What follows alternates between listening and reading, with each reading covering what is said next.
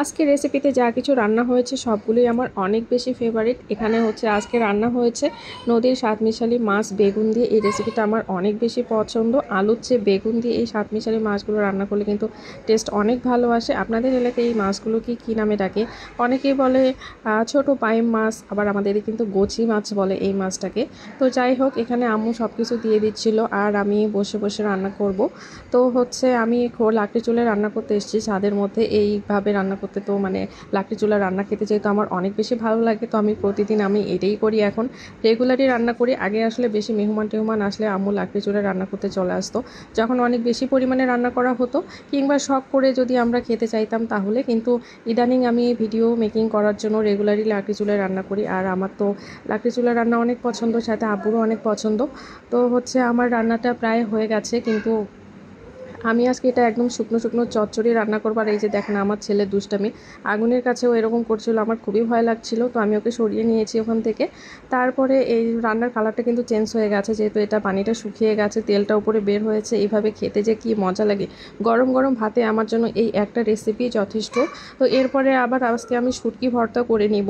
শুটকি ভর্তা তো আমার অনেক বেশি পছন্দ, আর পাটায় বেটে শুটকি ভর্তা করলে তো সেই মজা হয়, ব্লেন্ডারে যেটা ওই মজাটা হয় না আসলে। তো শুটকি ভর্তা মানে অনেক বেশি রসুন, তারপরে হচ্ছে এখানে শুকনো মরিচ, কাঁচামরিচ অনেকগুলো আম্মু দিয়ে দিয়েছে। তার মধ্যে এই যে ছোটো কাচকি মাছের শুটকিগুলো দিয়ে আমি আজকে ভর্তা করব। এটা না বাড়তে অনেক সুবিধা হয়, মানে খুব তাড়াতাড়ি ভর্তাটা করা যায়, কষ্ট কম হয়। তো আমি আগে এই রসুন পেঁয়াজ সবগুলো খুব ভালোভাবে তেলে নিলাম, তারপরে আমি এই শুটকিগুলো দিয়ে নিলাম। শুটকিগুলো আমি হালকাভাবে সুন্দর করে তেলে নিব, বেশিভাবে মানে ভাজলে আর পুড়ে গেলে কিন্তু তখন খেতে তেতো লাগে। তো আমি আগে শুটকিটাই দিয়ে দিয়েছি, তারপর আমি লবণ দিলাম এখানে অল্প একটু, যাতে বাড়তে সুবিধা হয়। আমি খুব সুন্দর করে এটা কিন্তু কয়েকবার পানি দিয়ে ধুয়ে নিয়েছি, মানে আগে আমরা হচ্ছে এটাকে তেলে নেই, তারপরে পানি দিয়ে ধুয়ে নিই।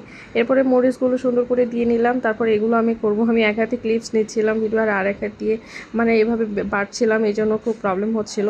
তো যাই হোক, হচ্ছে এরপরে ভর্তাটা আমার খুব তাড়াতাড়ি হয়ে গেছে, খুব একটা সময় লাগেনি। মরিচ আর শুটকি বাটার পরে আমি রসুনগুলো দিয়ে বেটে নিয়েছি।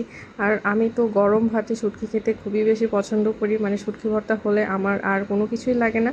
দুইটা রেসিপি আমার অনেক বেশি পছন্দ, কিন্তু আরেকটা রেসিপি আমি রান্না করেছিলাম যেটা আজকে শেয়ার করব না, আর একদিন শেয়ার করব।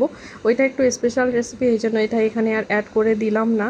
তো আমার শুটকি ভর্তা মোটামুটি ডান। এখন আমি এটা বাড়িতে তুলে নিব। আমি শুটকি ভর্তা করলে যেটা হয় যে আমি আসলে আঙুল দিয়ে একটু করে চেটে চেটে মানে খেতে খেতেই অর্ধেকটা খেয়ে ফেলি, ভাত দিয়ে খাওয়ার জন্য আর আমার ধৈর্য থাকে না।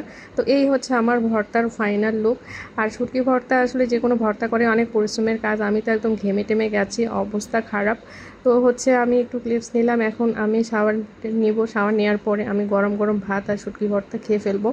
যে কোনো জিনিসই একটু মজা হলে সেটার পিছনে কিন্তু আসলে অনেক পরিশ্রমও থাকে, তাই না? তো আজকের মতো এই পর্যন্ত।